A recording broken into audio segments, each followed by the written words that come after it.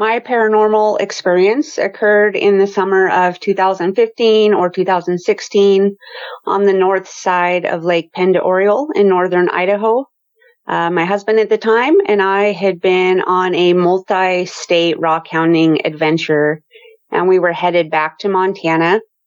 And we had all these rockhounding books and guides, and one of them had said that there was a decent rockhounding area on the north shore of that lake. So we were following the directions given in that guide to a specific pullout off the highway there.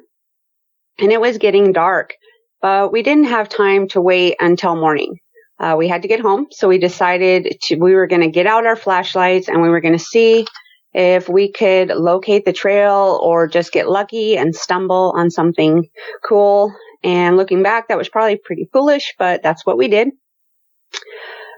We couldn't find any trail. The trees and the brush were really thick. We did find like this little draw canyon type thing where the rocks and the boulders had made kind of a way up the side of the mountain where the brush was thinner. And we decided that we were going to scramble up the side of the mountain in this canyon looking for rocks. And they were like 12, 15 feet above us on either side. We have our flashlights. We're going up this mountain maybe 15, 20 minutes, and we come to this boulder that's blocking our ascent.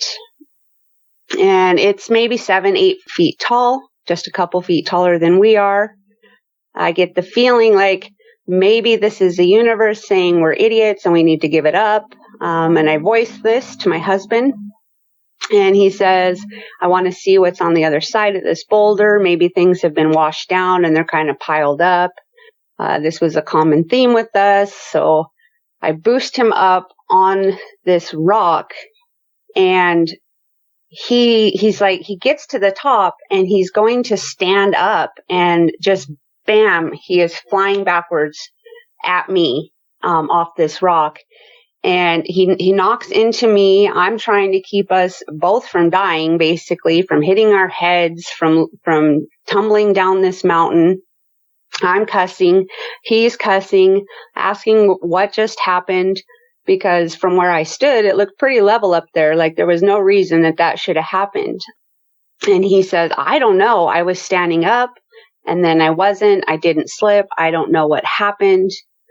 And at this point, my common sense kicks in and I'm like, dude, we are done. It's pitch black. I don't feel like dying today. And I have this feeling inside, this unexplainable panic and foreboding and just dread. Inside my head, it's just saying, like, you need to get off this mountain. You need to get off now. You are not welcome here. Both of our flashlights had hit the ground when he fell. So I'm scrambling around looking for those. And it's like somebody just opened a faucet and turned on the floodgates. It just starts dumping rain. It's like a torrential downpour. And when we had left the vehicle, I remember very distinctly like stopping to admire the stars up there. There's no light pollution and the sky was just amazing. It was clear skies. And I know that weather comes in pretty quickly, but this was just, I've never seen anything like it. So it's pouring rain. It's dark. We're in this canyon. I'm thinking flash floods. Things have gone from bad to worse. Terrible situation. We do find our flashlights and we have trouble turning them on. Like they're cycling from bright to dim to flash to red. And I'm like banging them on my hand. I'm banging them on rocks, trying to get them to stay on. And they just keep cycling. And if you've ever heard a large caliber rifle shot come across a ravine, but also like a fighter jet come by over your head at Mach Sia, there was just this sound that came clear across the lake, it sounded like, at us. And it's really just impossible to explain the nature of this sound. It was like just an energy that came across the lake. It came straight at us. It came incredibly fast, faster than at least as fast as a bullet, but the nature of it was not a bullet.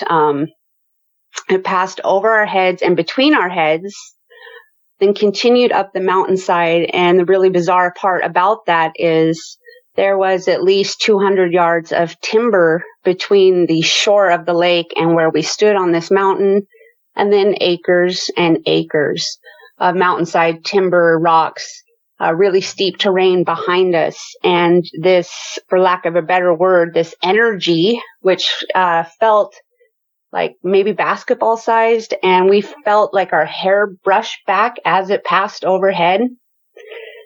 As it went through all of this, it didn't hit anything. Something moving that fast should have definitely hit trees, hit rocks, crashed, whatever it was. We could hear it like change directions, and it didn't hit anything. So that was really, really bizarre. My husband hit the deck. He hit the ground like it was a drive-by shooting, and he was trying to pull me down next to him. He's saying, get down, get down. And I'm like, no, I'm noping up out of here. We're gone. I'm Billy Goating down the mountain. I left him back there and still trying to get my light to work. It's raining really, really hard. I can hear him coming down behind me. His light is also not working. I can hear him cussing.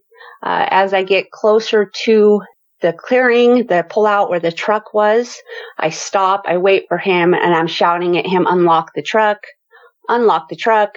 And he's in his pockets. He's pushing the button. I look back, I can see he's pushing the button on the key fob and nothing's happening. Usually the headlights flash, right? Whether you push lock or unlock, there's some indication that key fob is working, and it's not. So now we've got a key fob that's not working. We got flashlights that are freaking out.